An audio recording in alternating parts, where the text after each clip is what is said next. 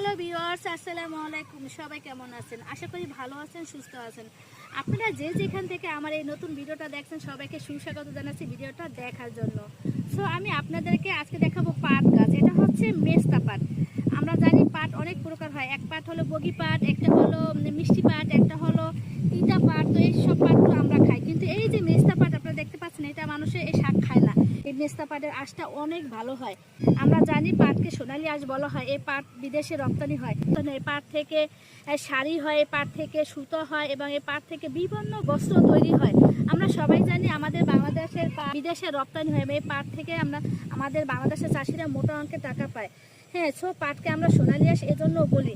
হ্যাঁ, এই পাট আমরা শুধু সোনালী আঁশ কেনই বা বলবো, এটা থেকে সুতো হয়। এই পাট এবার এটা আঁশ বেরোনোর পরে এটা থেকে পাটখড়ি হয়। এই পাটখড়ি দিয়ে আমরা জানি বিভিন্ন পান গাছে বর হয়, তারপরে বিভিন্ন জায়গায় বেড়া দেয় এবং জ্বালানি কাজে লাগায়।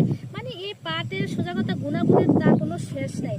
পাটের গুণাগুণ বললে হয়তো আজকে আর শেষ হবে না। আমরা সবাই জানি আমরা বইতে পাটের রচনাটা পড়ছি, তাই মোটামুটি সবারই আইডিয়া আছে পাট নিয়ে আমাদের কি কি হয়। তো সবাই ভালো থাকবেন। আল্লাহ হাফেজ।